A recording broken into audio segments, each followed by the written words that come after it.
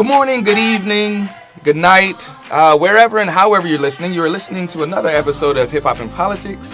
I am one of three hosts. I am Marquise Lupton, along with Sophie Roman, and of course Nina Cloutier.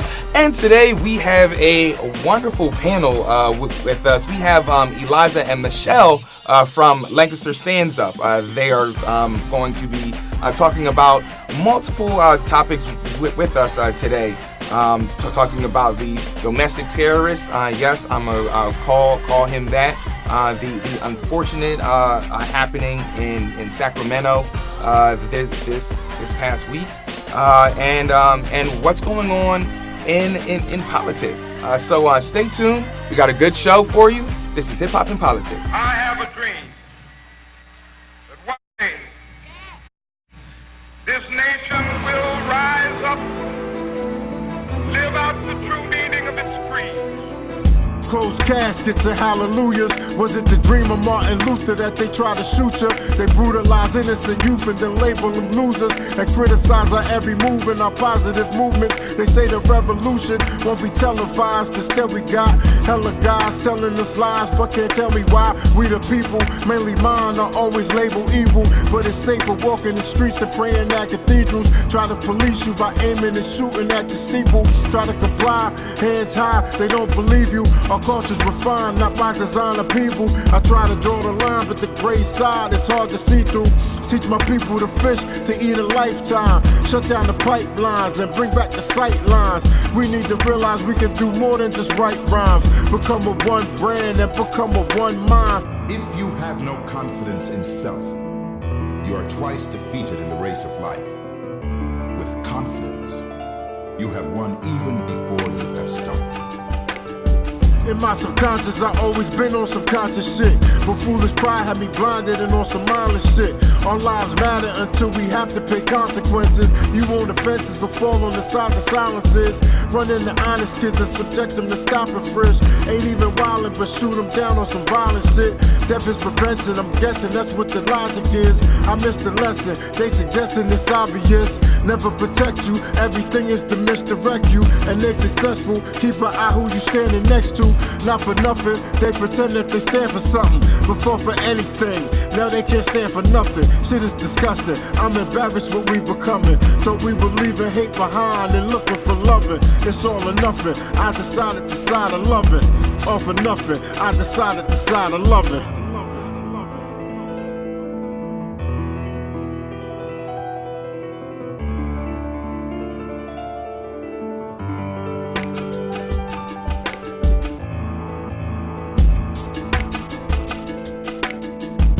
All right, and welcome back. I'm glad to see that everybody is here, safe, warm, and we after the most apocalyptic spring, yeah, snowstorm.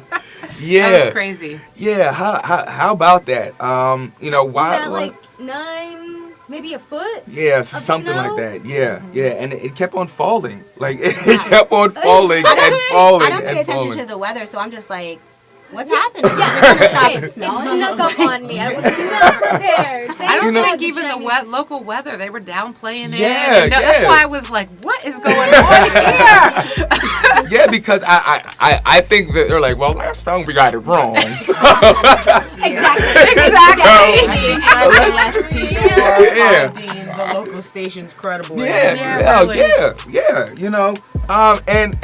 And I know for myself, I spent majority of Wednesday explaining to my daughter what global warming was, because she had questions, because she was like, Daddy, it's springtime, and spring is supposed to be flowers and it's supposed to be sunshine, and there's not supposed to be snow. What's going on? It's supposed to be spring. Right. And at first I was like, well, you got the jet stream and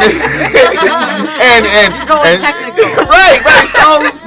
So like technical, but then I just saw like the cross eyes in her eyes, like, all right, dude, you're just talking, just a bunch of hot air coming out of you, a bunch of global warming coming out of your mouth, Dad. So I broke it down and was like, well, look, the smoke that comes out of the back of the car. Well, that has to go somewhere, and it doesn't disappear. So when you see a whole lot of cars on the road, that smoke goes up into the atmosphere, and then it gets stuck into the atmosphere, and it creates a warming type thing. So it's not technically global warming, but what it does, it just throws everything out of whack. And that's the most I could explain it to a 6-year-old. I was gonna say, how old is she? Yeah. This is one of the conversations we have to have with our kids now. It's like we Along don't just with have to the have the seasons. sex talk. We have Right. to have the global warming talk. Right. Yeah. And especially since there's a war on science. Yeah. I mean, Right. our resident scientists can tell us. Former you know. scientist. As a molecular biologist, there wasn't too much of a war on that. Yeah. Yeah, definitely shocking. When I had to have that talk with my son, who's 10, about global warming and why we're having snow at this time and why it's 70 degrees on Christmas Eve and all this stuff in years past, and we're talking about this, and I'm trying to explain it to him, that you do to young kids, like in a way, In a story kind right, of in a story kind of way. Yeah. And my son just kind of looked at me after I explained it a little bit, and he was like, why are humans destroying the earth? Like, But these are good reactions. Right, Yeah. absolutely. Because these are things Yeah. that they'll carry with them into Exactly. adult, just like Yeah. we did. Yeah, With the absolutely. civil rights, when we Yeah. learned about Yeah. the civil rights movement in school, we were like, okay, and that festered inside of us. Yeah, And yeah. like, look at the Parkland kids. Exactly. Yes, Yeah, exactly. You know, Yeah. so Exactly. we need to Yeah. have these, not scare the crap Right. out of kids. But make them aware. And Exactly. because ever since then, I mean, this was a couple years ago, he's 10 now, and he'll often, think about recycling. He'll pick up trash when he's using it on the street. He does these kinds of things because he's like, I want to help the planet. I want to be a part of something that's helping the planet, not hurting the planet. So you're right. It's instilling those little seeds in their mind so that when they get older, they're thinking about this stuff and they're like, okay, what can I do to help instead of hurt? So they the know. I mean, environment. because the unfortunate thing about that is that we're not going to destroy the earth. The earth has been here and will be. We're going to destroy our home. Yeah. Right. The Yeah. earth will go on. Right. And Right. it In will whatever forget form. about us Exactly. and deteriorate us into Yeah. oblivion, and our stupidity will just be another, apocalyptic event. Right. Oh, when Right. a species killed itself and all the other Right. species. It will be another blip, and Yeah. will be some hieroglyphic or some old discovered Right. Right. civilization. Looking through the old memes. Or the aliens that finally make it to Earth. Right, right. We'll be like, look at this dumb civilization. They never figured it out. They've been here for a long Yeah, time. Right. Right. And segueing from that, women. I read an article from Vox. Read it today actually. Talking about how women are becoming more democratic. And just to read a quick little blurb, it says women are more democratic than men, and younger voters are more democratic than older ones. The former has been true for decades, and the latter is a trend that's at least 10 or 15 years old, but a new Pew survey using a huge sample to allow for insight into demographic details show that the intersection of these two trends is staggeringly large. And it finishes with saying, among millennials, which Pew identifies as being born between 1981 and 96, there's a lean towards, with men, there's a 8% lean towards Democrats. But with women, there's a 70 to 23% margin with women leaning towards Democrats. Wow. That is very huge. So I want to bring to the panel. Why do you see this huge shift with women, but such a small shift with men? Can I ask the resident? I know you were a molecular biologist, but my first thought, I don't mean to be sexist, but like my first thought is that women are nurturing. We, you know, in our ancestry down the line, we were the tribe caretakers, and we were the ones that, you know, were, especially in the Latina community, they were the ones that doled out, you do this, this is for you, that's for you. Whereas men, being the hunters, they had to more focus on getting theirs, protecting themselves. Is that valid at all? Is that there's a name, that's evolutionary biology, which is a field of study, which is, I mean, like, there's like validity to it. A lot of it is speculation. But I think that, definitely, I mean, we see in Lancaster Stands Up that probably 70 to 80% of the people that are really active volunteers with us are women. And which is amazing. We love it. And the really interesting thing is that, like, when, depending on what kinds of, like, things we're putting out there, what kinds of events, like how we promote an event, we'll get different responses. So, like, sometimes we promote events by, like, going more, like, you know, hitting at Lloyd Smucker, right? And, like, going from more of, like, where's Lloyd perspective. And we see men respond more to that. And then sometimes we go for, like, an aspirational, like, come on, like, let's all get together perspective. And women respond a lot more to that. And so I think there's some validity to that, and just, like, women, like, responding more to, like, you know, like, a positive message, which we are not seeing on the right. I was just about to say, that's not a strategy they use really on the right. It's more like, red alert, it's all going now. Brown alert, it's all brown. How about that? How about that? Yeah, they're voting. And women are voting at higher rates than men, too, today. Which is... I love to talk about Alabama, right? Because nothing says brown girl power like what happened in Alabama. Yeah. And how do we take that energy and move it towards because if you can do it in Alabama. Right.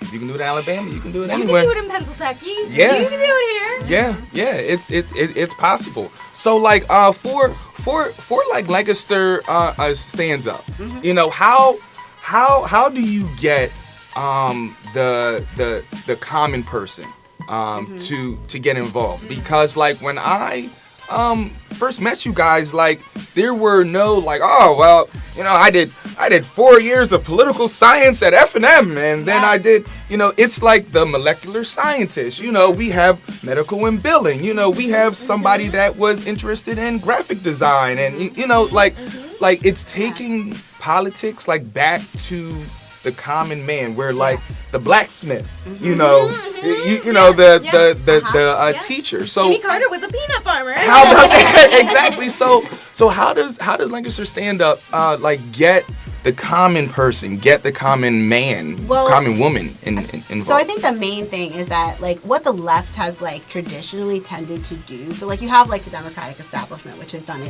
its thing. We, you know a little bit about what that's been. And then you have, like, the left that's been, like, kind of pushing for, like, different issues, like, different kinds of reforms and stuff.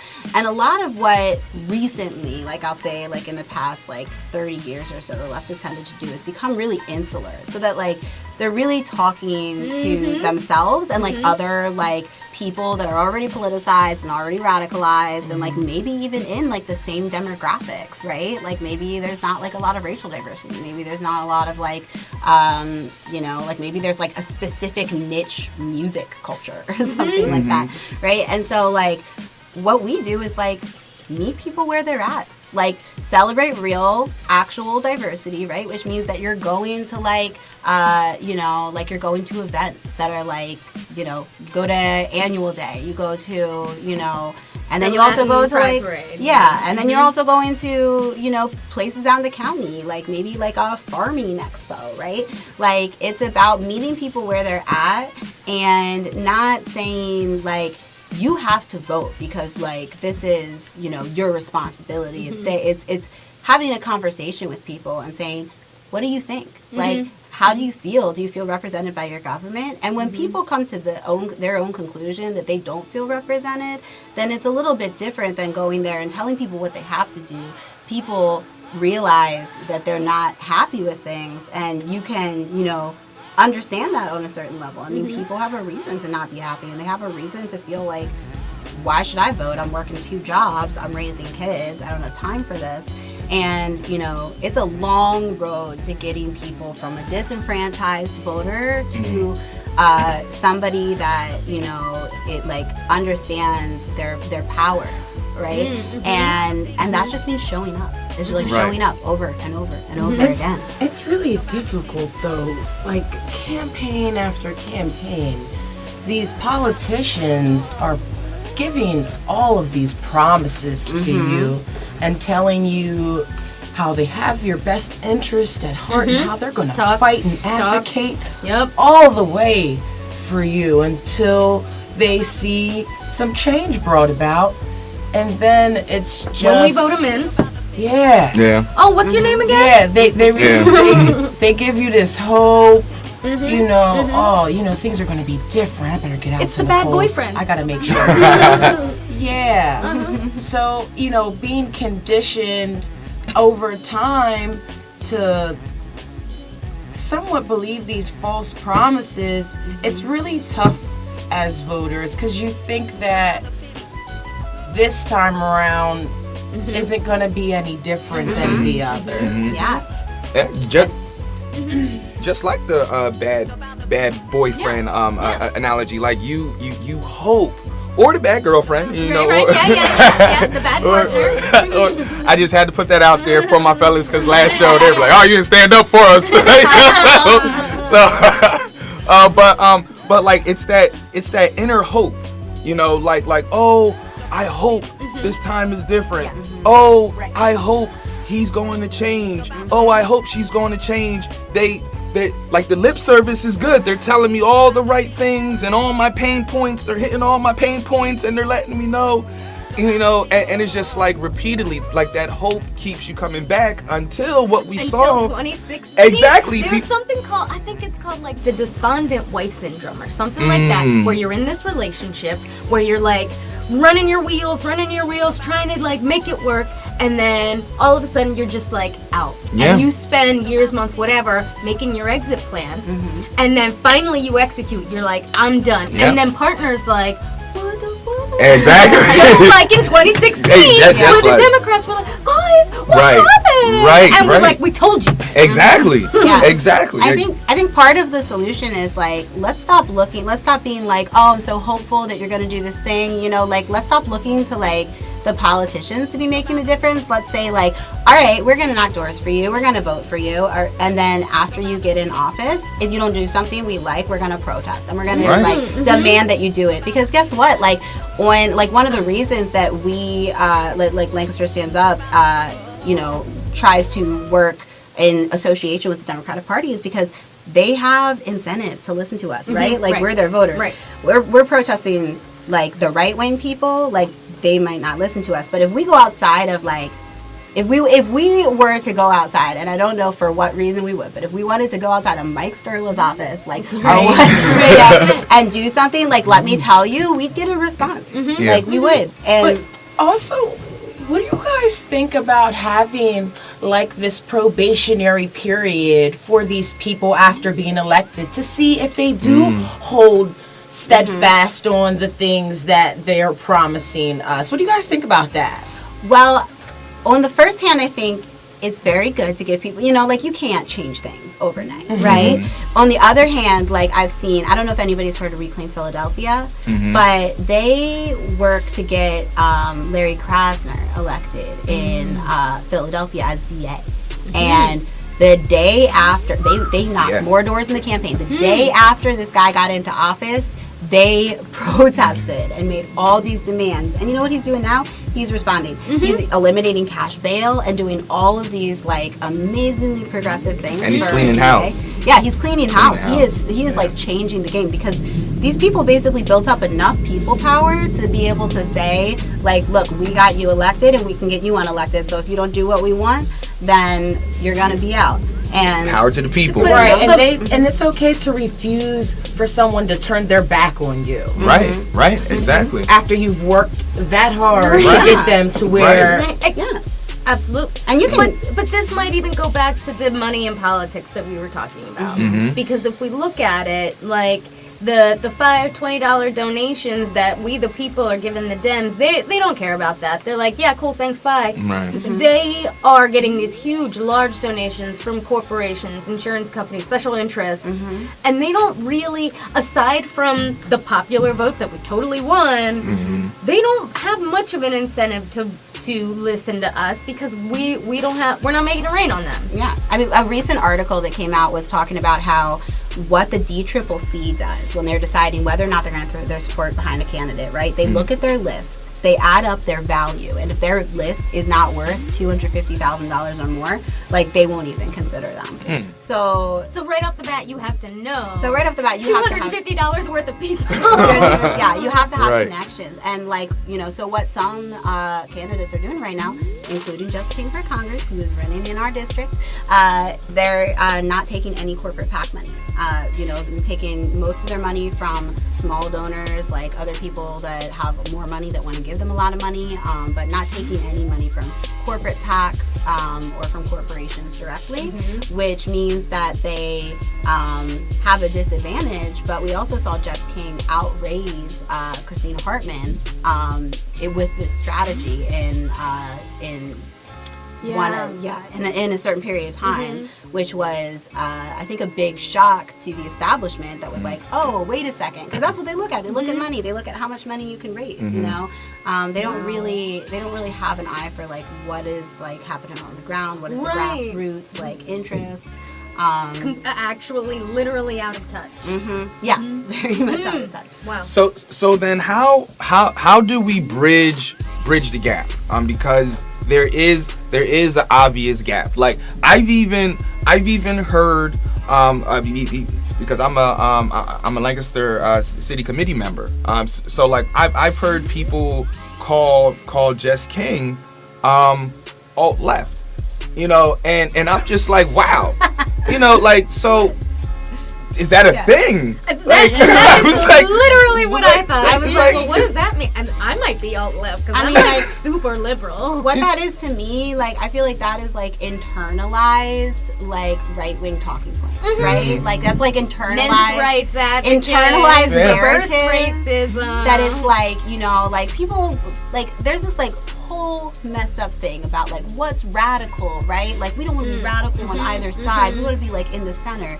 It's like which is Kentucky because the right loves radicalism, and they are empowered by it. They are moved by it. It's creating legislation. It puts somebody in office, and it's also like let's take a second to think like what do we mean by radical and what do we mean by moderate? Passionate. Because I think people don't think about these things. So like the other day, we were having a discussion, and I was like, I don't think that people should be able to be billionaires. And somebody was like, wow, that's a really radical statement. And I was like, is it radical that people shouldn't be able to hoard billions of dollars of wealth? Or is it radical that the top 1% own more than the bottom 50% of this country? Like, which of those things is radical? How about that? Like... Just shift of perspective. Yeah. Right. Run the tape. I mean, I feel that. I kind of had an epiphany like that when I worked in the corporate world, and somebody made a comment about me wearing slacks over a dress. And then I got this whole like, oh, well, I think workplace dress codes are unacceptable and inappropriate. I am a 30-year-old person. Right. I am somebody's daughter. I Right. don't need, first of all, someone to tell me how to dress. And second of all, for men to be like sitting in a room talking about how I look today. Yeah. And so like I would tell this to people and they'd be like, oh, well, that's crazy. You think that your boss doesn't have the right to tell you how to dress? And I'm thinking, no. I think the opposite is radical. That like we've decided as grown people, you can tell me how to dress, and a room full of men can talk about a woman's skirt or whatever. Get out of here! Right. As if that attire is going to stop you from doing any kind of. Oh, it might distract Joe Bob. Well, then maybe you should have a talk with Joe Right, Bob. right, Joe I Bob. thought you were going to say Joe Biden there for a second. Maybe it will. But you know what? Let's segue into that. Joe Biden and the war of words with 45. All right, you know, it's I saw somebody put up 45's tweet about how, like, you know, he's basically going to go at Joe Biden, you know, come at me, bro. Yeah. You know, Put him in the ring, celebrity wrestling. right, and it's just like, you know, I was watching CNN today, and there was a advisor from the UN on there, and he was saying that worldwide we are losing status.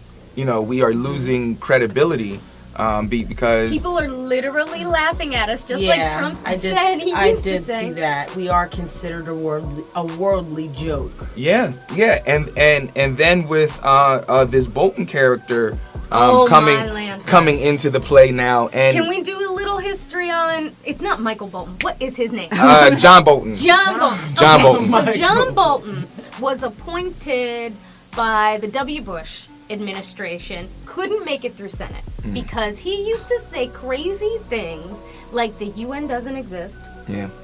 or like It doesn't or it shouldn't? It doesn't. there's no such thing as the UN, Okay. quote unquote. That is All right. So now, what's his butt? 45. 45. Fires National Security Advisor and says, ooh, this John Bolton guy who says we should just, like, diplomacy isn't going to work with North Korea. Let's just start bombing them. And then he has, like, a history of being kind of a bully with people that work with him, like yelling, screaming at people. And then 45 says, That's my guy. I would love to have That's my guy. advising me nationally on security. But you know what? Call up JB. Call up JB. It kind of seems like when he came into office, he was making some of these concessions, right, to the right wing establishment. He was like, "Oh, I'll appoint this guy, I'll appoint this guy, I'll appoint this guy," and then a year down the road, I'll get rid of them all and fill them with crazy people. Well, I mean, crazier, right? Like people. So he's just. Do you think? I don't know. I don't want to be too liberal, but like, I feel like most if not all of his appointments are Russia friendly, and they were given to him by Russia. Well, I think that just like a lot of people, he's being incubated in his truth. And he's getting a lot of people around him that are like, you're doing a good job. Never mind what they're saying, you know.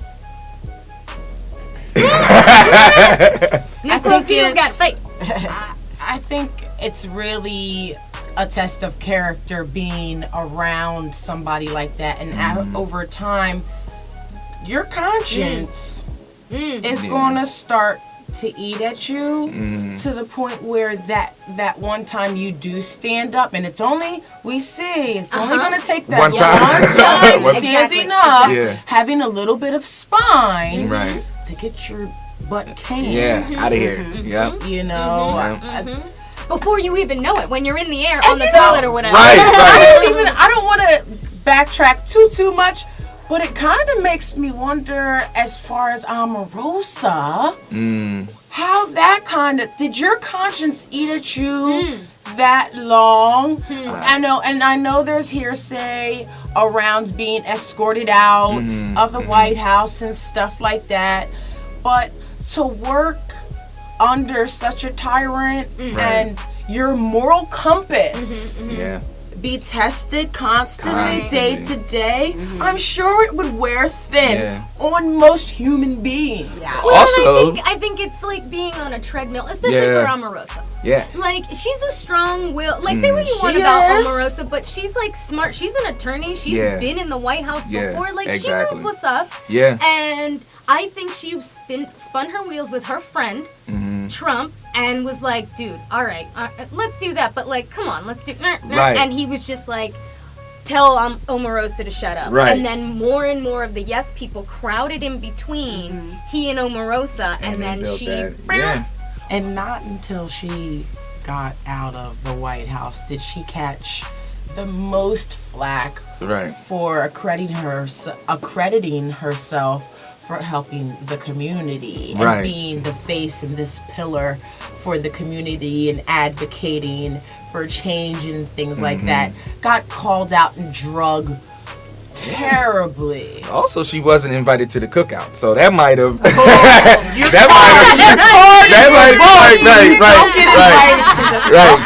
She might have, over the summertime, try to go to some family events and be like, "Oh, you tripping? Oh, oh, get out of here. Go ahead, go ahead. Take your seat to service members. Go ahead. Oh." Like, no, you ain't gonna have none of Mama's cornbread. Like, no. No, you can't pack a plate. Like, oh no. But talking about 45 and everything like that. We're going to go to the music and then get back to this on the back end.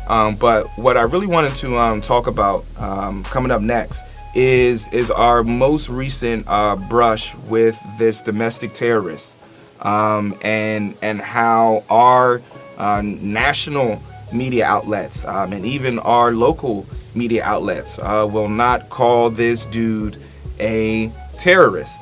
So coming back, we will make sure that we do our best effort to label this terrorist a terrorist. So stay tuned. This is Hip Hop and Politics. Let's get to the music.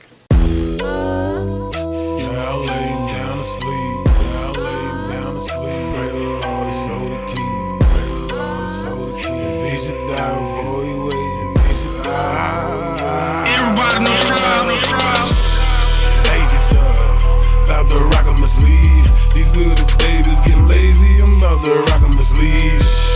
Rock 'em to sleep. Rock 'em to sleep. These little babies getting lazy, I'm about to rock 'em to sleep. Babies up, about to rock 'em to sleep. These little babies getting lazy, I'm about to rock 'em to sleep. Rock 'em to sleep. Rock 'em to sleep. These little babies getting lazy, I'm about to rock 'em to sleep. You flip nicks, but you caked up. I make more than you when I wake up. Nicolas Cage, take his face off. We the real ill, you the comic off. You the preseason, I'm the playoffs. We in the same game, but you way off. Never reach a level that I'm on. You a bottom tier to a damn boss. We are not one and the same. I am a flame, injected with pain, ready to rain. What am my name? You just a damn lighter with no butane. Damn liar, fucking lame. You next in line, or a waste of time. Riding coattails from the sidelines, game over. Then you try to sneak shine. Come on, man. You know you only get in the game doing garbage time. In the picture off of a photo bomb. You a cap gun to atomic bomb. I got the grip of a pit that make your soul dip. On mine, you don't want this. Uppercut, make his feet lift. I put my hands on, probably snitch. Piss off, you get peed on. Nah, scratch that, dragged on. Catch a swift jab to your face, and you really gonna get your dab on, nigga. Ladies up, about to rock 'em to sleep. These little babies getting lazy, I'm about to rock 'em to sleep. Rock 'em to sleep. Rock 'em to sleep. These little babies getting lazy, I'm about to rock 'em to sleep. Babies up, about to rock 'em to sleep. These little babies getting lazy, I'm about to rock 'em to sleep. Rock 'em to sleep. Rock 'em to sleep. These little babies getting lazy, I'm about to rock 'em to sleep. Kick boulders with open toes on. Moonwalk on razor blades. Drink a cup filled up with fleas. Itch your throat with a switchblade. Pull the pin out of the bomb. Take a selfie with the fucking grenade. However you wanna say that shit, my nigga. Step off or just off yourself. Not a Kobe, not a Mike, not a Bron. Get in the game doing garbage time. This that double time, overtime, move over, game over, field. Ran over like roadkill. Run 'em over, run 'em over, run 'em over. Now it's overkill. Gassed up like Overfield. Monster shit talking, call a nigga Cloverfield. Never hear a nigga the same again like Holyfield. Yo, whack raps never coming back. Disappearing act sponsored by Copperfield. Fuck you mad at me for? I put my hand out, yo girl, press your cop to feel. I'm like a thief in the night. Lockjaw got the grip of a pit. So sick my teeth in the mic. Shit feels so good, I don't wanna be right. Me and King Kong be one hell of a fight. Hit him with a smooth left and the bomb of a right. Game over, 2 outs in the bottom of the knife. Right before I fucking drop the mic. R.I.P. go to sleep, my nigga, good night. Ladies up, about to rock 'em to sleep. These little babies getting lazy, I'm about to rock 'em to sleep. Rock 'em to sleep. Rock 'em to sleep. These little babies getting lazy, I'm about to rock 'em to sleep. Babies up, about to rock 'em to sleep. These little babies getting lazy, I'm about to rock 'em to sleep. Rock 'em to sleep. rock 'em to sleep. These little babies getting lazy, I'm about to rock 'em to sleep. We're back with Hip Hop and Politics with our super special guest. She is a graduating senior of social work. Hey. She does side gigs with journalism. She's a leader of the LGBTQA community, QIA community here in Lancaster. She's brown, queer, gender fluid. Cindy Vicente. Hey! Thanks for having me. Thanks for coming on Yeah. Hip Hop and Politics. Yeah. I especially wanted to talk to you this week because the march is coming up, the March for Our Lives. And I obviously makes a comment on gun control. Beyond gun control, though, I wanted to talk with you about gun violence, and even more specifically, the perpetrators of this gun violence. You know, I forget the stat. It's like something like 83% of gun violence is committed domestically, like with your own gun in your own house, and by men. Yeah. Yeah. Yep. And so that speaks to and then the perpetrators of these mass shootings, Yeah. men. Yeah. That speaks to a problem we have about masculinity. Absolutely. I'm so glad that you said that. That's absolutely right. So I spend a lot of time thinking about it, and I also write about it, right? About toxic masculinity or hyper masculinity. And I do, I use those interchangeably. Not everyone does. But the truth is that if we're talking about hyper masculinity, then we're talking about unhealthy levels of it, right? Where men are stunted emotionally. They have a lot of responsibilities to be almost perfect, have no feelings, and be this pillar of strength for everyone around them without taking care of themselves, right? It's suffocating. Certainly not emotionally taking care of themselves. Not emotionally taking care of themselves, exactly. Yeah, I'm glad that you pointed that out. Yeah. So, why that's dangerous, why toxic masculinity is dangerous, because, well, it is performative, right? Gender is performative. We're not born certain ways. We may be born with, some people may be more assertive or more aggressive, but that's not a male or female thing, right? So gender's performance, and if we talk about it within that framework, then toxic masculinity is just an exaggerated performance. It's hypersexual, aggressive, violent, and it's also, like I said, it emotionally stunts you. When you have that recipe, it's not surprising that most violence is perpetrated by men. Something like 80%. When I wrote an article about 3 years ago of violent actions, gun or not, were perpetrated by men, right? So what does that say? That and I think that also speaks to structural things. So it's socialization, attitude, how we teach and raise our boys, right?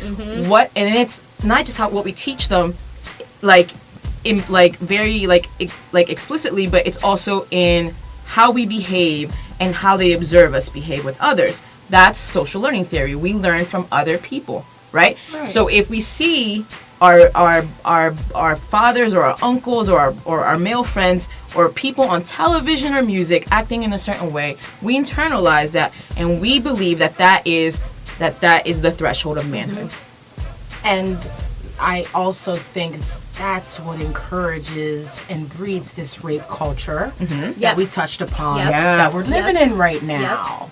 And all the gradients of that, because that spans from like the bro subculture all the way to like the guys that are angry at women and misogynistic and feel entitled to a woman's attention and affection. But then like I kind of want to think about too in terms of like what that means as far as your cultural expectations. So like in the Latinx community, at least within our generation, I feel like we're finally looking at our machismo problem that we have in the Latin community. There was a very binary set of rules for women. Certainly eldest daughters had a very specific role within their families, and men had a very different kind of role, had a lot of passes for a lot of things. And finally, I think Latinas have said, you know what? We have been put on this maternal pedestal, but we got other things going on, and we were going to start shutting this down, and you think you're going to rule my life because you're my man, you're wrong. Can you... Go ahead. But in the Latina community, it seems like it was definitely bred. On a personal note, I know of both sides My abuela was brought here when she was 13, 14 years old by her husband to essentially have babies and raise them and keep a household. You know, she didn't learn how to drive. She didn't learn about independence and just thriving and being on her own and know how to do other things that we as modern women learned. But in the Latina community, that position was put on a pedestal. Very and much. That's the best thing you can do. You are so good at being maternal. It felt like a manipulation. Like if you're really good at being maternal and you're really fulfilling your maternal instincts, you're a really good so person. aspiring to be more than that was kind of not really seen. You kind of felt, I could see them feeling like there was this glass ceiling that was right close above their head that they were going to reach and not be able to because they were so dependent on this man that brought them from a totally different country, not knowing English. It's really hard to fathom. Have you noticed any sort of discussion within the Latin community about the machismo? I think in like my generation, I'm 34 now. I'll be 35 soon, and I think that with like our generation, absolutely. But you still see a lot of those gender roles, these very rigid and really damaging and really limiting and reductive gender roles still like within like my own parents and my grandparents, right? So I think that in like the next generation or two, it might look differently. But so we talk about Latinx culture in terms of gender and expectations, but I guess I'm posing a question to y'all. What do you think it looks like then when it's diluted in American culture? Because American culture has machismo just by a different name, right? And it's actually more structurally embedded, where I think in Latinx culture, it's not as structurally embedded. It's more social. Familial, it's social. We pass it on. It's intergenerational. And it's almost easier than to tackle when it's just social. I think that is arguably correct. But I think I think so, because changing structures is so difficult, right? Because you have to have some sort of level of power or access to power to be able to change those things. One thing that came to mind, two things that came to mind is that, just to go back to my earlier point about socialization being kind of like the entry point to this cycle, is that it's bubble wrapped in structural misogyny and patriarchy, right? So what good does it do if we socialize? I mean, and we should. But if we socialize our boys to be more in touch with their feelings, to not demean or feel ashamed by the feminine, by what we describe as feminine, which is feeling, right? And caring and compassion and empathy, right? What good does it do if the structures and policies aren't changed, right? So it's not just one thing. Just like it's not just guns, right? Guns are a tool to perpetrate the most harm. It's very efficient, but that is not at the root of the problem, right? The root of there are many issues. One of them is socialization. The other one is access to mental health services if there is a mental health diagnosis, which there's not always. Sometimes it's just other things, right? So and then there's guns, right? So it's not just one thing. It's never just one thing. I would also argue that and this might be a little bit like, I might get a little hated on for this, but I also feel like it's partly male entitlement. Oh, yeah. And this, like, yeah, sure, they have not been programmed to take care of their feelings or to even embrace them. But at that point of anger, in each of these scenarios, there's something that isn't going their way that they think should be going their way. And the only way they know how to work it out is by hurting other people. I gotta ask the only guy in the room. Would you say, Keith, that without getting yourself in trouble, would you say that amongst your male friends that you also feel like sometimes they have a sense of entitlement to, you know, go a little further than the initial advancements toward a female. And you know, the sending of a drink across the bar. You know, what do you think? Let me take it a step further. Yes. And I'm probably gonna catch some heat for this, but oh well. Sacrifice yourself. Right. Lay on the sword. But especially the friends that played sports. I don't know if it's that competitive spirit, but like in sports, you have a goal and you work towards that goal, and there's usually an end result. And there's that competitiveness that we're working up to that and everything like that, and essentially you get what you want. I mean, even if you don't get the end said goal, you still get, all right, well, I had a good game, I had a good season. There's still some kind of satisfaction. So with those guys, when they're pursuing a woman, when they're pursuing someone, it's that same kind of sports mentality, you know. And when they don't get that end said goal, then there's that emptiness, and they don't know how to deal with that emptiness, because also in the sports culture, be a man. Yeah. Don't cry. Yes. Don't show emotion. Are you hurt or you're injured? Like that's the first thing. If you get knocked down, they don't say, "Are you okay?" They say, "Are you hurt? Are you injured?" Yeah. If you're hurt, you can play. If you're injured, get out the game. Right. And it's just and then on top of that, it's a cutthroat culture because everybody's trying to get to that spot. On the basketball team, there's 5 spots. There is 12 players, but you want to be on that starting lineup. Nobody says, I'm getting on this team to be the best 7th player. Right. How you take that defeat, you know, it's okay to be rejected Exactly. by a girl, but what's your sportsmanship like? And this day and age, people don't know how to take L's. They don't know how to take a loss, because everything is just, it's about me. It's I take it so personal. You made me upset. You offended me. Or like, and it's not usually a threat to personal manhood. attack. Exactly. That's Threat to manhood. But the ego gets bruised. Yeah. And then if you're around your boys and they're like, oh, she played you. You know, then it's like, you know, that toxic masculinity, do. Like it starts going up, and now it's like, all right, I have to protect myself and my ego, you know, and then that's when the snapback comes. Oh, well then F you, B. You know, let them know you still got the juice. Right.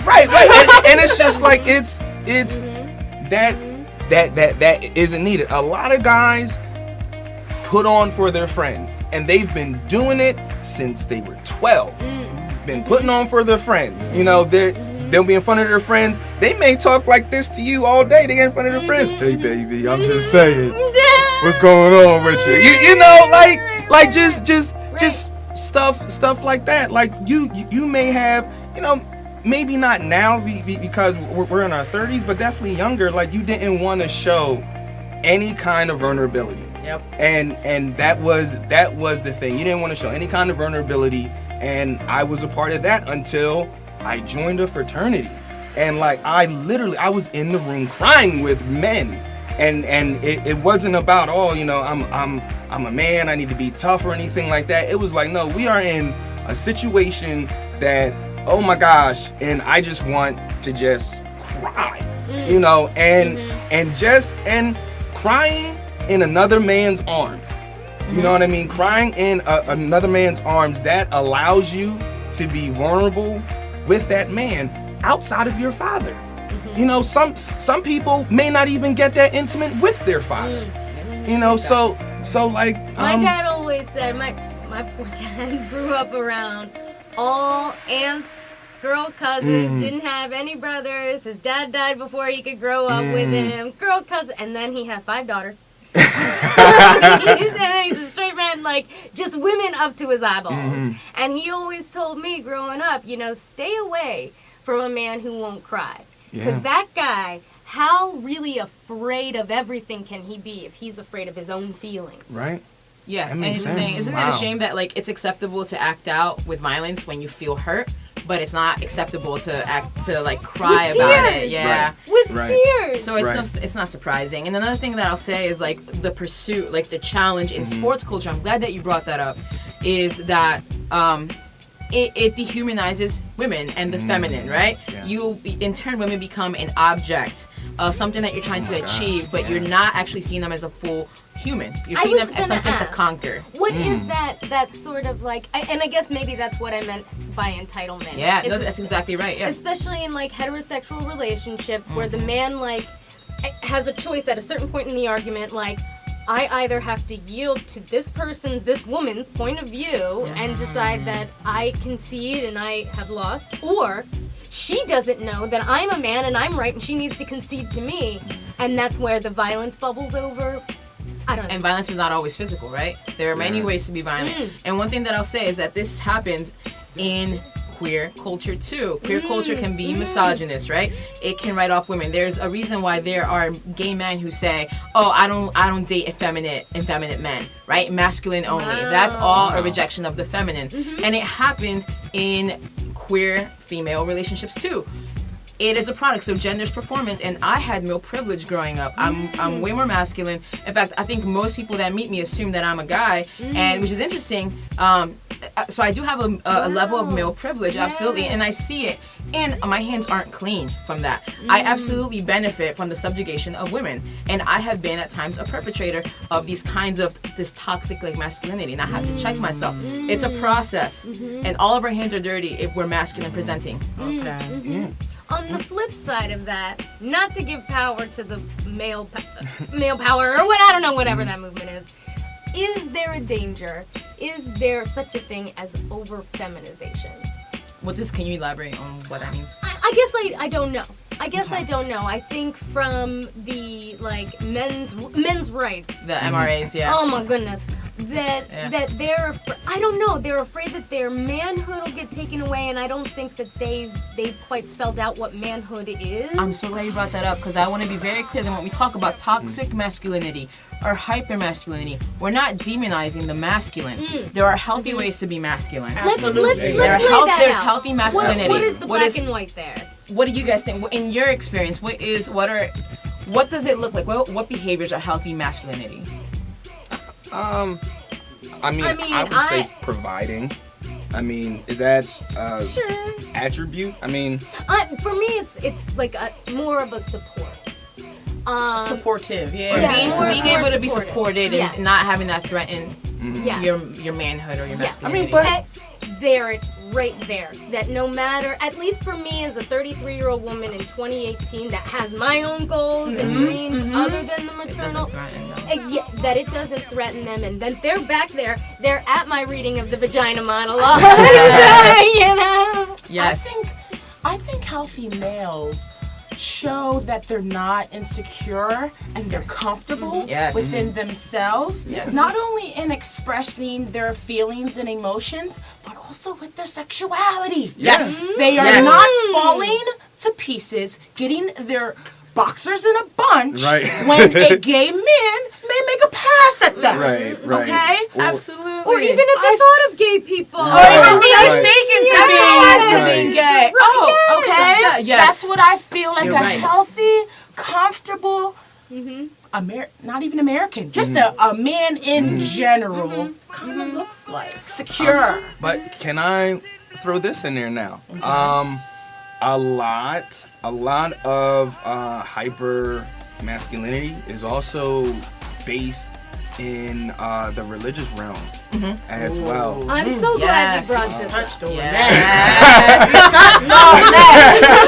I mean, and This is important, though. yeah, it is because I won't go down that alley, but there is a family member of mine that has, she's clergy, and certain institutions that she has tried to become like a reverend in. They told her no because they do not ordain women. Right. Now this is more than one institution. But this isn't that even is a like that. tenet of the Christian religion. And then you got guys that rely heavily on the Bible that say, well, I'm the head. You know, I'm the and The woman is the rib of the man. Yeah, and like it's the Bible says that you got to listen to me. You know, Or that a real man provides and a real woman. I'm gonna get shot in the head for this. Go ahead. I'm about to get. There's a lot of things in the Bible, ladies and gentlemen, that at the time were okay, legal, encouraged, that as we see, looking back, And as society evolved, are absolutely not okay. Right. And have a very bad negative effect on who it's being implied on. Right. I think that in the same way that we're critical of churches who rejected LGBTQ people, we should be critical of churches or any institution that routinely excludes or dehumanizes or subjugates female identified people. Yeah, absolutely. That's it. Yeah. Or even tries to put into a hole, because there is part of religion that still like promotes that traditional home life of the woman is to be at home and just to keep popping out babies That until you can't pop out. inferiority Yeah. that is depicted with what I don't know if us as women don't create our own equality and mutualism, how we're ever going to obtain it. Yeah, because the powers that be. It's hard. You have to infiltrate. I'm a big believer in infiltrating institutions that we want to see change in and doing the change ourselves, because the truth is that if we wait and we beg and we ask for people to acknowledge our equity and our equality, we're not going to get it. So we have to infiltrate these systems to be able to change them. Absolutely. So, and it starts by being role models to the future generations. Us, we have a voice, right? To some degree, it may not have all the same power as someone else, but we have a voice. And sometimes, if I had just a mentor when I was younger, my life probably would have been, I'd be in a different place now, right? And sometimes it does. Like, that's one thing that's lacking in marginalized communities, is that we don't have the privilege of just having these mentorships. So we have to be intentional that if we can, when we can, identify people who we see something in and develop that.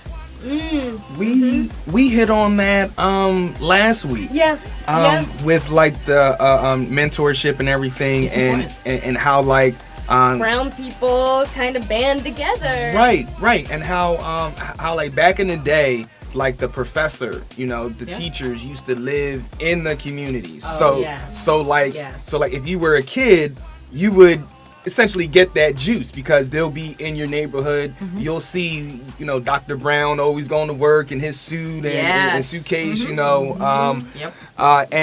that's really something that we lost because once people essentially get out, they stay out and they don't send that elevator back down. So that's something that we hit on last week. So then how essential is it across the board, just somebody that makes it out, so to speak? How essential is it, do you think, is it for them to send the elevator back down? Oh, it is. It's absolutely critical. It's the same reason why white people need to teach white people about racism, why men have to call out other men for sexism and misogyny, right? We can't always put the burden on the oppressed to continue to do that. But however, so I am way more willing to go back and educate someone of color, someone who has an identity that matches mine. And that's kind of touching on that, making sure that you are putting back into it something, because without mentorship, people are going to fall through the cracks. All this lost potential. I said really strongly, men have to call out other men for hypermasculinity and toxic masculinity, because it carries way more weight. We are easily dismissed if we're women calling out men. We are hysterical. Oh, we hate men. Right. So it's really important that you men who are able to break their own cycle come back and help other men to do the same. So then how can we you all rather begin to educate men? Because some men, like, we have this conversation, not all the time, but some men, we have this conversation, and some guys, they're like, oh man, I don't know the new words. I don't know the new words. I don't know the new terms. Yeah. And like I want to help, but I don't know how I'm hurting. I don't know how I'm helping. How do we address them? Sure. So this is what I said. This is like my go-to thing. There's a lot of Google. Right, Google There you something go. and alleviate the person who is oppressed from having to do the work that you could do if you just type in things like toxic masculinity, hypermasculinity. There are so many people writing, as you know, like you also dabble in like journalism. There's all of the information that we could possibly need is already out there. It's just a matter of taking the time to do that Google search and find it, and then take the time to read it and digest it. And discomfort is good. I called out, and I'm gonna have one of my mentors is my professor, and she and I are very close. And we have a really great relationship. I called her out for white feminism once, and it was the first time that she had heard of it, and she felt very offended, and she owned it, and she got uncomfortable. And then I sent her, I said, listen, there's like all these articles, so I sent them quickly. I was like, but you could do more research on your own. And later on she said, I felt uncomfortable, but that's good. And that's the kind of thing. So discomfort is good. So even if men feel challenged or uncomfortable, they have a responsibility to push forward, even if they do not see the direct benefit. They do, because men also suffer from toxic masculinity. Absolutely. It's extraordinarily suffocating. I still struggle with it. I still struggle with crying, and I'm trying to model healthy masculinity to my 6-year-old nephew, and it's a process. I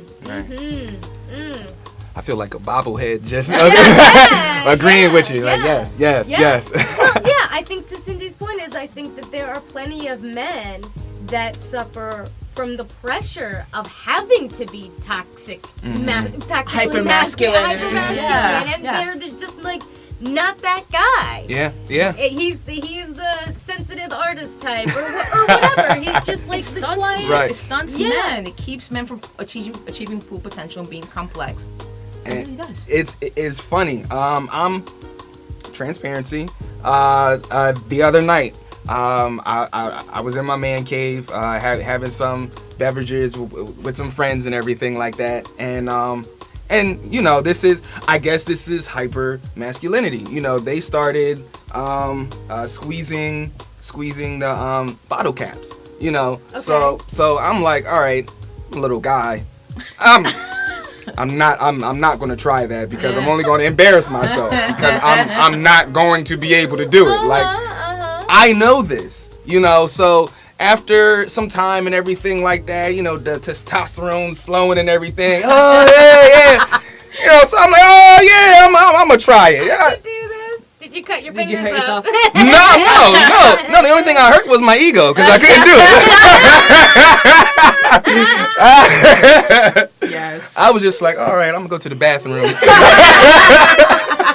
It's damaging. I want to be clear that it mostly hurts women and female identified people and like trans women particularly. However, I don't want to erase this from the conversation that it also then secondarily hurts men too.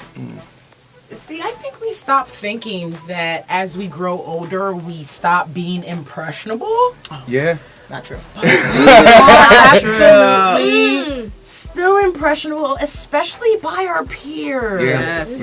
That we see doing things that we feel like we should and could do as well, even though it may not be for us. Right. Yes. And that's part of the beauty of the Me Too movement is that women have stopped being polite and started getting real, so to speak, and have said like, and to at least millennial men's credit, they can at least take the first step and say, I don't know your experience. I don't know, but I'd rather that than you try to shut someone else down. Exactly. And at least they're listening to the women that aren't being polite anymore and saying, this is what we need from you. Yeah, and going back to like the educating men and how to make things, when teaching anything, it always helps when the learner is receptive. That is true. Absolutely. Yes. Absolutely. And is when the teacher isn't being dismissed by the student or pupil. A lot of times that kind of happens to us women. We actually get the heart or cojones to say something, and then when we present it, it's like it's batted down. Or it's shooed to the side for later. And if you had the gall to bring it up again, then you're being sassy. If you're a woman of color, then you're or sassy. nagging. Yeah. Yeah, or you're the B word. Yeah. And it's like that. that threshold to reach those words, it's like so thin. Like it's like so thin between passive and then aggressive, you know, and I think that society did that on purpose. I had to. You know. Years ago when I first started in marketing, you know, all credit to the bosses that be there. They really saw something in me and they said, hey, you know, can you read this book? We really want you to be a leader in this department. Read this book. It was called Nice Girls Don't Get the Corner Office. And I thought, I don't know if you guys read this book. This was not a good book. Because while I was so flattered that they saw something in me and they could really see me climbing up in this company, this book was all about, you know, good girls that are in the corporate world, that are of high level. They're not nice, and they don't smile. Absolutely not. And they have blonde hair. They have blonde hair, and I'm like, listen. I'm Puerto Rican, so smile is default. I walk around. Well, it should be an option. It should be up to the person. And this is what I'm saying. This is so not me as a person. I'm certainly much more like feminine, you know, presenting than this book is saying that I have the ability to be able to succeed for. That I'm just too feminine to succeed in the corporate world. Same thing in politics, right? Hillary, for example, suffered a lot. Yeah, so she was seen as dry. I mean, it's damned if you do, damned if you don't. Because you either smile or you're not taken seriously, or you don't, and then you're the B word. And one thing, can I just add one last thing on this topic, because I know that we're running out of time, is I'm going to talk about trans women specifically, and hypermasculinity and toxic masculinity. Trans women, especially trans women of color, trans women who are sex workers, tend to suffer the most. I said this earlier, under the weight of toxic and hypermasculinity. And I want to highlight that because we don't. We only talk about it at the Trans Day of Remembrance every year, November 20th. But we need to keep in mind that when we talk about liberating women, first and foremost, we have to talk about liberating and making a safe world for women who are transgender or of trans experience. It is still particularly a if they are of color. dangerous world for trans women. Oh my! 75% of trans women face violence at one point or another, and it's usually it's almost always from men, and it's always from men who had sex with them. So they fetishize them, they had sex with them or raped them, right? Whether they paid for it or not, and then they kill them in horrific ways, very violent ways, and set them on fire. This is what happens. It's very common, and I want to make sure that when we cannot have this conversation without talking about the most vulnerable, and that is trans women, specifically trans women of color who engage in sex work. Wow. And see, and these are things that I didn't even know about. I mean, like you hear stories every now and then, but like 75%. I mean, that's exactly. That's almost everybody. I can't imagine even what going to the bathroom in a public place may be like sometimes. You hold it. You hold it. You know what I mean? It's so much shame under that. That is unconscionable. Right. In this quote unquote first world country. It's first for some.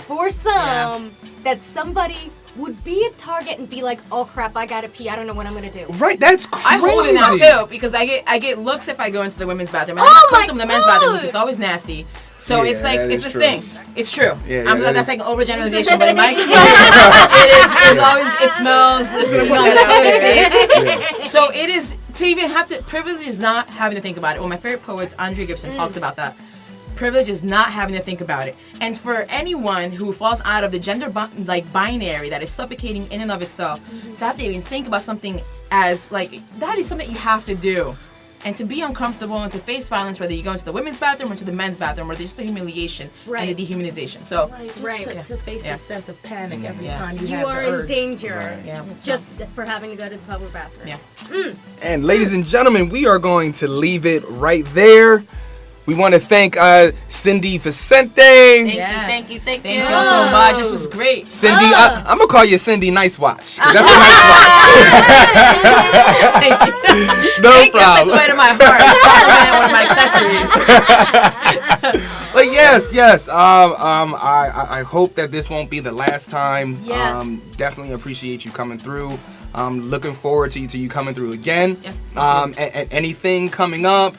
Anything you wanna? Yeah, so I lead Courageous Conversations at Millersville University as part of my internship. So it's for students and faculty, but it's open to the community. And this Tuesday, I guess it'll be past when this airs, but so we have them. This Tuesday is on immigration and DACA specifically, and then we're having one on trans oppression, on capitalism, money and politics, and climate change. So these are all the big issues. So we're facilitating dialogue, and it's open to the community. I will let you guys know when they are, and y'all can put it on your site. So thank you guys so much for having me. No problem. All right, ladies and gentlemen, we're gonna keeping it real. Yes, she is. We're gonna get to the music, and we'll be right back. You're listening to Hip Hop and Politics. Shit's getting real deep now, man. Just chilling one day, man, blowing and shit, sipping. I start thinking of my niggas, man. Shit's getting real wicked out here, man. Lancaster not safe for real, man. Pennsylvania, kid. Shit, boy, Shells, man. FG, kid, for real, man. But fuck it. I got ghosts, I got ghosts, I got ghosts, I got ghosts on my mind, on my mind. That's what keeps me on my grind, that's what keeps me on my grind. Till I'm 6 feet, till I'm 6 feet deep. I got ghosts, I got ghosts, I got ghosts, I got ghosts on my mind, I got ghosts on my mind. That's what keeps me on my grind, that's what keeps me on my grind. Till I'm 6 feet, till I'm 6 feet deep. I've been working all night, all night. I gotta keep my bag tight. I keep my pockets out of sight. So fuck who cares, who don't like. Sipping on lean, pray it bring my ghost to life. Too many tombstones I seen in my life. I know I'ma make it, waiting for that limelight. Once I get the cake, I'm taking family for the ride. Who am I? Who am I? Who am I? Who am I? I got ghosts, I got ghosts on my mind, on my mind. That's what keeps me on my grind, that's what keeps me on my grind. Till I'm 6 feet, till I'm 6 feet deep.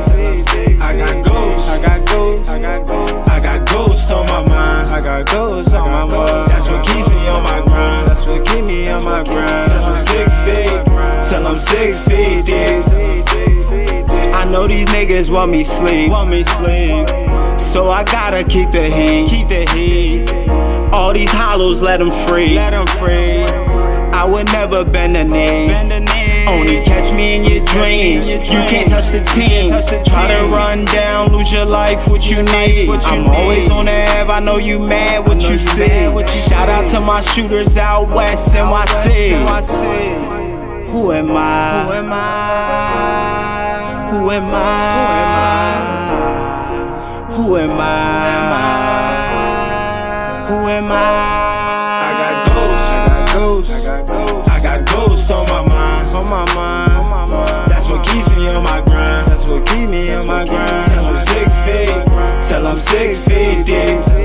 I got ghosts, I got ghosts, I got ghosts, I got ghosts on my mind, I got ghosts on my mind. That's what keeps me on my grind, that's what keeps me on my grind. Till I'm 6 feet, till I'm 6 feet deep.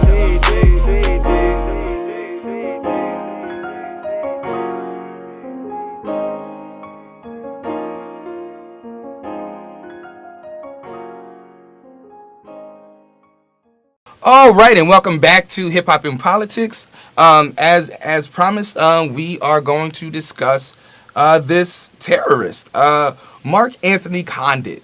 I've seen many news articles, news headlines that keep up with this same. He's a good kid. He was quiet. He was respectful. And I just really wish that victims would get the same kind of respect. I would say that they give this guy, and like I'm not even alluding to victims like Trayvon Martin, where there were headlines that like, oh, he was suspended for for having weed or something like that. Like also with victims that speak out about sexual abuse and everything. Like the media takes this tone of just like, you know, arrogance, I'll say. So what some background on who he is, what he did. Mark Anthony Condit, he is the domestic terrorist that was in Austin, that was sending bombs to the homes of black members in black people in Austin, and I believe that they were like prominent black members of the community. So like that's where the terrorism is, because he went after the leaders, so to speak. You know, like that's how you destabilize a country. You know, that's certainly a community. Right. You chop the head off and you destabilize everything so that there's infiltration after. You know, so that's why this is a tactic. You know, and then how he died, you know, or how he killed himself, rather, blown himself up, whether it was by mistake or on purpose, like that's terrorism 101. Right? Like you. So what is the media coverage on him? What are they saying? They're saying, oh well, you know, he's misunderstood. He's a good boy. And this is the New York Times. Like this isn't like you know KVLA down in Austin or anything like that. Like this is our well respected, you know, national media headlines. I kind of feel like some of the rhetoric used is oftentimes divisive. You know, all these networks definitely have their own agendas. Yeah. How they push and the propaganda around some of the content, you have to expect it to be steered in one way more than the other a lot of times, and I think we're hearing that. Yeah, and I think that even beyond the networks, like this is just a common thing we see in our society, where like the white, like people that are committing crime are given the benefit of the doubt. Like when a white person commits crime, what kind of mental health issues do they have? Like what kind of like struggles have they been through? What would have led them to this horrible thing, right? Like when a person of color commits crime, it's like they're terrorists. Like there's nobody's thinking about nobody's talking about the, you know, mental health issues. It's like mental health problems, like mental health, the all that benefit of the doubt is like given to like white people when they commit these crimes. And so, you know, like the White House was saying, like they were like, there's no evidence of terrorism. He sent bombs. He killed 2 black men and had bombs that were meant to go to other people's houses, injured multiple more people. Right. And like, how is that not evidence of terrorism? I mean, people all over Austin were, first of all, terrified. This is showing you how like deep this guy's like reign of terror went. Like my grandmother called me, and I had gotten a package that showed up at the house, and it had a skull on it. It was like I don't even know. It was just like a sticker, right? Like a fun, cute skull sticker that was on it. And she called me and she was like, "I'm afraid to open this package. I've seen what's going on in the media." And like I had to be like, "Okay, look at the return address. Like who is this?" But it's like, okay, so like this is like MPA, right? Like this guy is terrorizing a community in a specific place, terrorizing this entire country, and you want to say he is a troubled boy, right? Like the trickle down effect that terror brought about. Exactly. Your grandma, hundreds of miles away, affected. But there's good people on both sides. Right. That is immediately what I thought of. Yep, good people on both sides. That there are good people on both sides, but even if you go back to like, and the fact that like, they were out there protesting. The yard torch people Yeah. were out there, and they were they were just utilizing their right to protest. Yeah. BLM protest. Yep. They should be jailed. Yep. I'm gonna run over them with my car. Yep. Young people Occupy protest. Just a bunch of bums that just want to sit Exactly. around and do nothing. Exactly. Yep. The double standard Yep. is Yep. is unconscionable. It is. It is. And the thing is, what I like is, especially with organizations like Lancaster Stands Up, is that they're not allowing it to be one-sided anymore. Like the era. The era of like respectability politics and everything like that, I think that is gladly coming to an end. And it's like, if you're gonna get up in my face, well then dude, I'm gonna get up right back in yours. And the thing is, my voice is a lot deeper and raspier, and my gumption is just a little bit more bigger, and my spunk is just a little bit more lit than yours. So we can play this game, brother, because I can intellectually smack you down, or then we can bump chests, and we can have this yellow match, and either way I won't lose.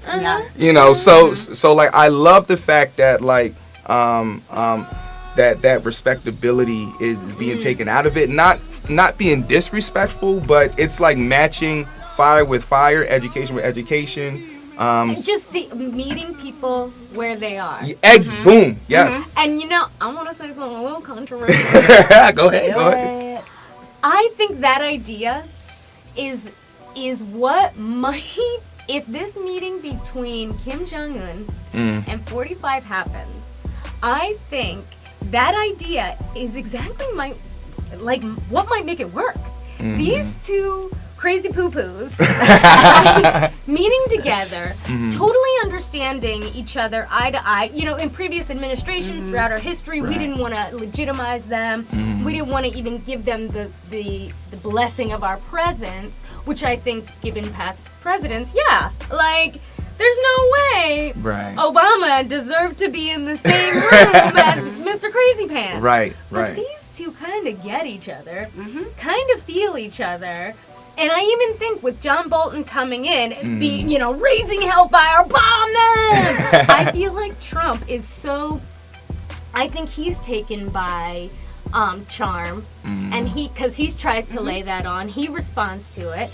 Kim Jong-un is the same kind of dude, way. And they're just going to blow smoke in each other's faces until... It might just it might work. Well, that is. I sure hope that's how it goes. I feel like my thought is that everything that we've seen with these, shake up with the National Security Advisor, who is somebody that's like gung ho, let's go to war with North Korea, so many things. It just seems like we're on this path gearing up for a war, and there's a good reason for that, and it's because wars this is people don't always think about this, but wars are really popular amongst the left and the right. When the country goes to war, people rally behind it. People get scared. People are you're protecting as sort of a us. crowd control technique. Yeah. Yes. Exactly. As okay.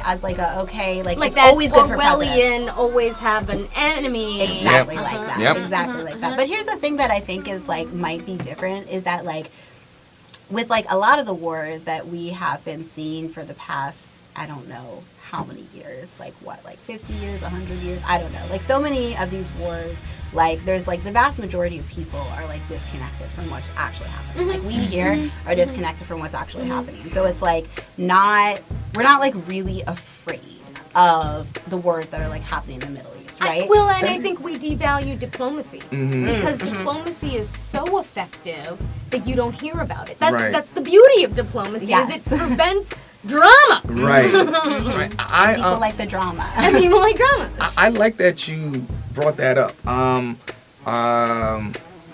think it was 2 days ago. I was watching Fox News. And the guy brought up how at the beginning of the Iraq War, MSNBC was always covering it, and there was always some kind of war coverage. And then once Obama got elected, you saw the stoppage of the war coverage.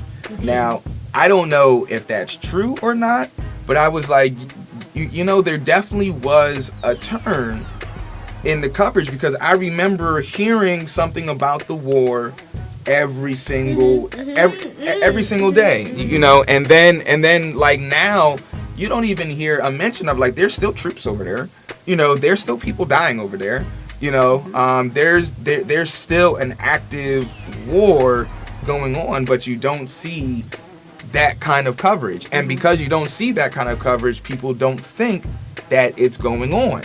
And to kind of bring it full circle into this Condit character, Mark Anthony, since people don't hear about it, they don't know that it's going on. Like when the first bomb happened, they reported it as a suicide. Yeah, you I know? didn't know about it until the second bomb. And see, let that and we hit on it last week. Let that have been like a white evangelical that is prominent in his community, and there was a bomb sent to his house. Yeah. By a person of color. Look, the Boston Marathon bombing, when that happened, martial law shut Boston down. Right. You know, there was that sense of urgency, you know, because a bomb in this country, it's not, no, that's not normal. Something's going on. But the lack of urgency, like you just saw how they dropped the ball continuously and how many people lost their lives because of their blatant racism and laziness. Yeah. And a weird, like, it's not weird. It's a common phenomenon, but it is weird because it shouldn't happen. that happens around this is that, like, there's this resistance of white people to admit. They don't want to admit that this is a racially charged thing. So, like, when, like, there were those, two victims that had tripped over a wire and got injured, they were both white. Like, there was just, like, this, the media was just like, oh, well, like, it's clearly not racially motivated. Like, people were, you know, like, even though we know that there were other bombs that were meant to go to targeting black people's houses, like, and even, like, some of the people that ended up getting injured were not the intended targets. Like, it's just, and then also, like, they watched this video of this guy, the confession video or whatever, and they're like, well, we don't see a motive. We don't see any indication of hate. They said they don't see any indication of hate in his thing, and it's like, okay, like, that's, you know, that's fine, but, like, this is clearly a racially motivated attack. So, like, how is it hurting white people to admit that, like, this is happening? But that's right? across the board. I heard it from Margaret Cho years ago. This white slight.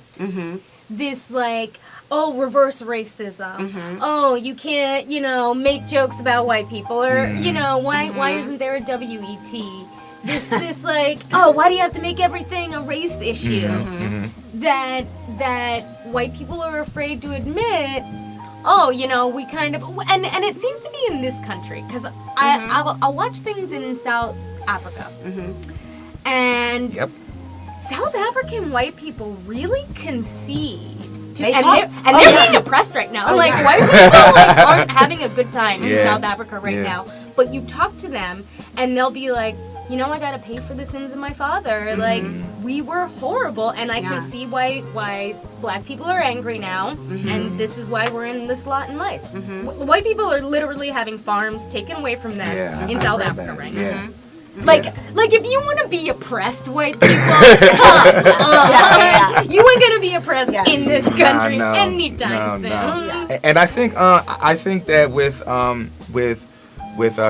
some people, is that they would rather, I guess, pretend that it's not going on, because it's easier to live in like this country, to know that, you know, all right, well, this country's not that racist, or you know, you guys always make it about race, but there's always something else, you know, and it's just like it really messes with their vision of what this country is. Because for a lot of people, I don't know why, but for a lot of people, when Barack Obama got elected, they were like, woo, racism over, news at 11. What? You know, And she had asked, like, what harm will it do for white people to admit that? And I'm thinking to myself, like, if you, some people may look at it,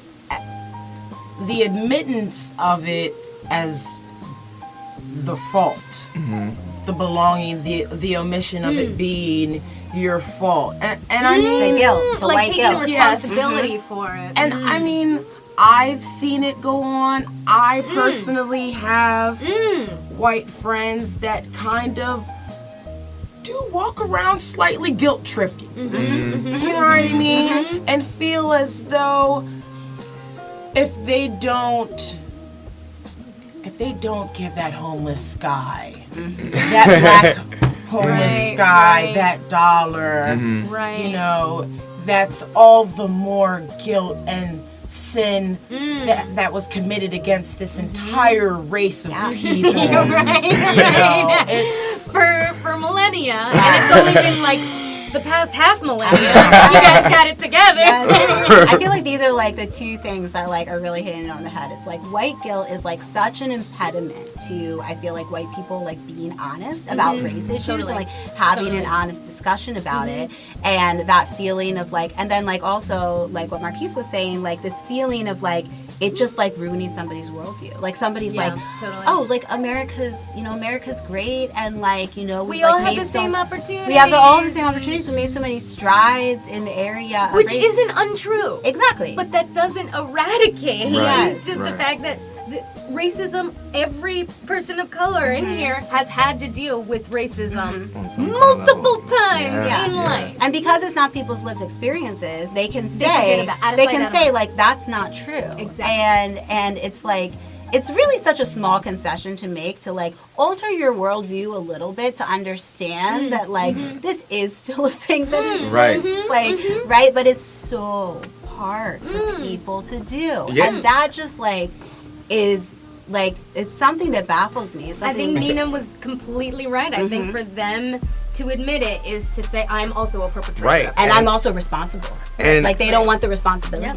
And like for a lot of people, you know, a lot of people think that like racism is like, oh, you know, a person hanging from a tree, or like, you know, somebody to the back right, the N-word and everything like that. Like I'm no, not a racist because I never thought to do any of right, this. like no, that is okay. You're not a murderer. Right. Congratulations. Like that is racism at its most extreme. You know what I mean? Let's take it to like subtle racism. Let's say that you're a hiring manager and you come across a name Taekwon Johnson. You're like, oh, that sounds a little ethnic. You know, boom, racism, right there. Like, or what even more subtle is like, you know, my boo's white, and if we go into a restaurant to get like seated or whatever, the hostess will be like, oh, you two are together? Boom. Just Boom. like More subtle, yeah. Boom. Very, very subtle nuance, Yep. but it's just like, why wouldn't we be together? Right. Like we're both cute, same age. Like, Right. You know, me, I'm 6'2", went to Shippensburg. You know what I mean? Shippensburg, Pennsylvania. Is Pennsylvania? Pennsylvania. Yeah. A lot of times in a bar, you know, somebody come up to me. So what sport you play, young man? Like, bet you play basketball, huh? Like, sir, honestly, I suck at sports. I really like comic books. To be honest, thanks for reminding me. You know, right? I actually suck at sports, and I'm here for journalism. Right. Yeah. What? Exactly. But you can And buy they're this trying beer to, for like, me. Relate, and they think that because their intentions are good. Right, Well, right. I'm not racist because or people that come up to me and touch my hair without permission. There you It's go. curly. I get it. You don't see it every day. Right. It is still on my person. Right. Like, this isn't for you. What's wrong with you? Because if it was reversed, if somebody just went up and was like, Look oh, at your pretty blonde hair. yeah, it would be weird. Yeah, like, oh. But I think like when you want to have like an honest discussion about race with white people, and like full disclosure, I am a white people, right? I think that like what I have noticed is that you have to do so much maneuvering around people's defenses and like what I do to like start off conversations is I'm like, listen, we live in a culture of white supremacy. We are all racist. Let's like get that off the bat, right? Like that doesn't mean we all hate people of color. Like, right? That means that like everybody in this community is racist. And like one thing that was really like story that I just found really powerful. I went to this anti-racism training, and a lady told a story. It was a black woman that was leading the training, and she told a story about how she was in the subway and she was by herself, and there was a man of color that was down there, and I don't know, he was like doing something on his phone or something. She thought he was shady, and she like grabbed like her bag, and she was like realized like shoot, like I'm racist, you know? And I think that like people tend to think like, oh, okay, like if you're white, you're racist against people of color, and if you're a person of color, you're racist against white people. And Not like necessarily. that's not how it is. Like when you live in a culture of white supremacy, like that gets into everybody. And like that is like, and so just like, you know, you just have to like do so much to like maneuver around and to make people feel comfortable like saying like, let's start off from a place of understanding that like there's like nobody in here is like the good white person, right? I think that especially like comes through in gentrification and assimilation. You know, we hear white people primarily talk about immigrants into this country. Well, they need to assimilate, especially Muslims. They need to assimilate. Then they come into the urban areas and they're like, well, this should look like this. This needs to look like this rent needs to be. And I'm like, what happened? What happened to assimilation? Right. It's just this white, same as back in tribal times, where the Europeans would just go to Africa, whatever, and be like, you're living like this now. That's so funny. I never thought about it like that. We have like so many, you know, like older, like white, affluent people moving in, and they're adorable, you know, these like older ladies that are like, oh, I love all the shops and stuff like that, but it's just so funny. Like they're coming in to this community and you know. Their perceptions are also formed by the 6 o'clock news as well. Exactly. Yeah, that too. But exactly. Let's be honest about that. But I'm thinking maybe a decade and a half years back when I used to work at Orange Julius at Park City. Anybody that knows can tell you how long ago. That's when it was there. Right. And me and my boss at the time, her name was Diane, were having a conversation about race and why white people sometimes look at black people in an unsavory light. You know, my defense was that a couple acts from a few bad eggs shouldn't form the perception of a whole race of people. And I said, you know, I think that we should get respect on the fact that this country was built on the backs of slaves. And her thing is, her rebuttal to me is, although you guys may have built this country up, you're doing a damn good job of tearing it down. Okay, so can we go back in time real quick? That's not what we call subtle racism. That's an example of overt racism. Right? Man. Oh, and see, and to strengthen your argument, Nina, it didn't just end with the Abraham Lincoln's Emancipation Proclamation. Right. Because and it was just like, oh, hearts and mind, everybody, get jobs, own land. Like, black people couldn't own land. Right. They couldn't vote completely until like the 60s. One day we're going to have the reparation conversation. It won't be today. Right. One day. We'll have that conversation. And again, that's that white supremacy that, it might have been built off the backs of black people, but you should be grateful that we freed you guys. And that's another misconception that like people think that, all right, once the Civil War was over, they were like, okay. Yes. Slaves, you're free. Come on, get this health care, get this land. We're real sorry. Right. You know, hey guys, you know, we take this shit back home. You know, like none of that. Like there was a whole underground black market, even more dangerous than above ground slavery going on after the whole Civil War. Like they were snatching up free slaves and shipping them down south, and because it was this black market thing, there was really nothing that you could do, because and a lot of them were getting away with it by just labeling them as indentured servants. Right. And because of the racist nature of the country at that time, there was no follow-up to, all right, well, what's up with these disappearance and everything like that. Like the only thing that remotely hit on that was 12 Years a Slave. Like that's the only thing. Like we hear about the whips and the chains and the transatlantic and everything, but like we don't hear about, okay, what happened after slavery, what happened with the sharecroppers, what happened with Tulsa and Black Wall Street, and I mean what happened with that. I really want to know more about the Alamo.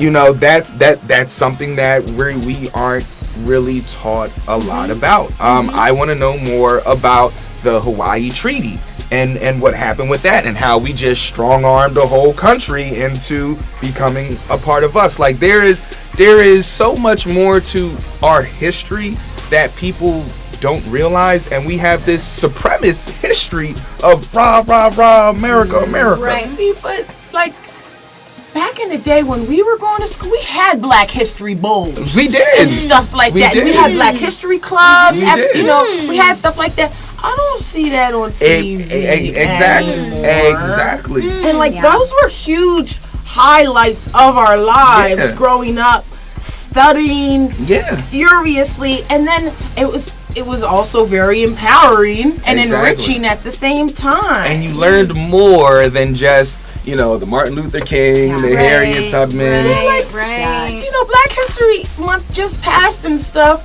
and I didn't even remember seeing like the basic good Black history. Like I didn't see any mentioning of no Tuskegee Airmen, like the basic. McDonald's used to do that. They used to have like the Black History commercial facts and everything. I remember that. Like their commercials even had black people in it eating nuggets.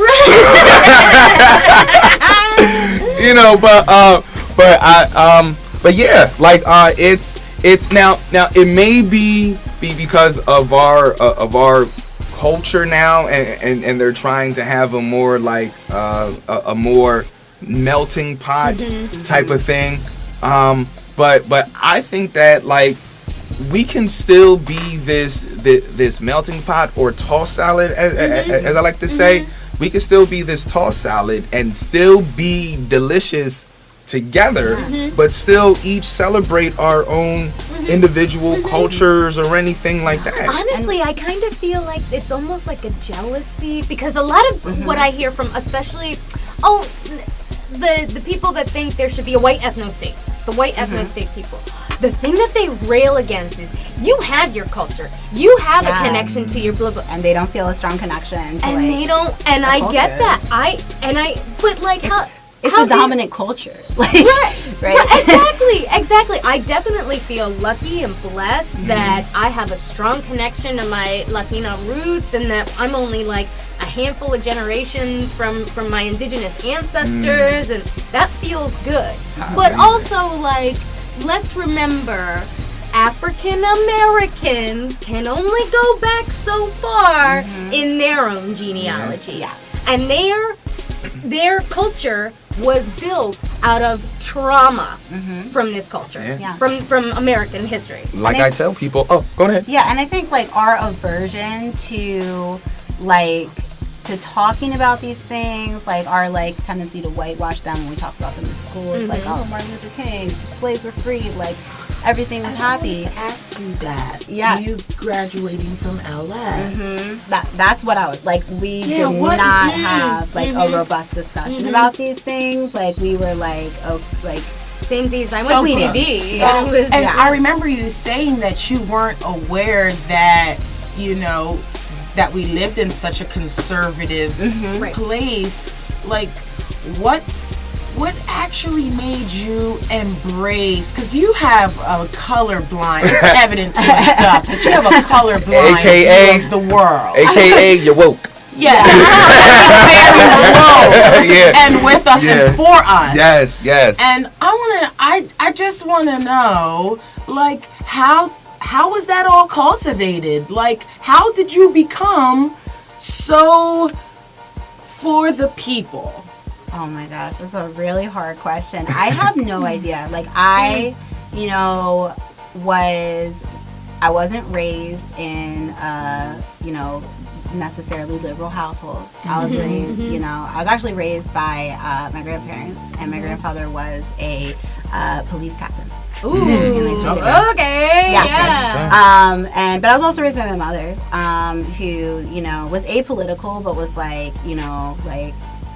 really she's always like, the one thing I tried to instill in you was like empathy. But I think that beyond all that, it's just I really feel like it's about not being afraid of conflict, not being afraid to be wrong, not being afraid to look inside of yourself and examine some things. And I don't think that necessarily means getting in a group of white people and reading articles about white privilege, but I think that means talking to people that maybe that you haven't talked to before, having conversations,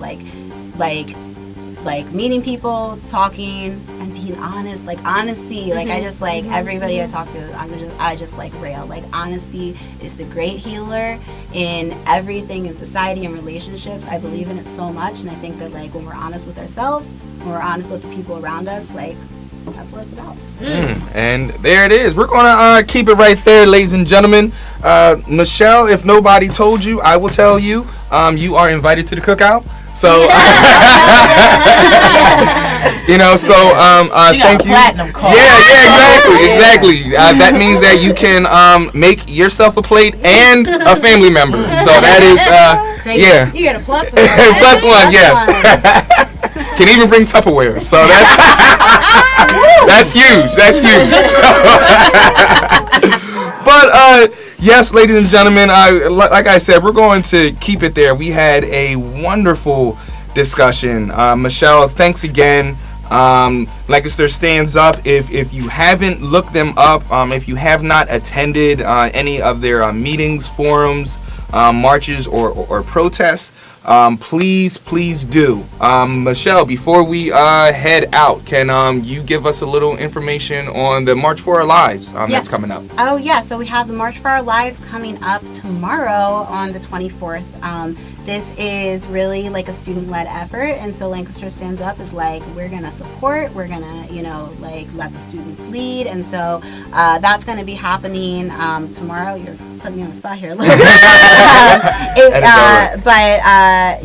People are meeting at Clipper Stadium. You can go on Facebook, March for Our Lives, Lancaster City, and look at it there. The keynote speaker is going to be somebody that was involved in the Pulse nightclub shooting. Okay. And it's going to be an awesome. Is there going to be a march, or we're all just meeting at Clipper? Meet at Clipper Stadium and then marching to Benz Park. Nice. So bring your signs, bring your people, bring the babies, bring the dogs, bring all of it. Bring them out. And support the students. We got young people getting involved, and that is so valuable. Yes, it is. We gotta hold on to that. This is a great family function. Yeah, absolutely. For real, this is a great time to bring the family out, talk to everybody about democracy, about making your voice heard in this country. Unite. Yep. So I'll be out there. So don't meet me there. Beat me there. So we're going to leave it right there, ladies and gentlemen. And like always, get active, get involved. Peace.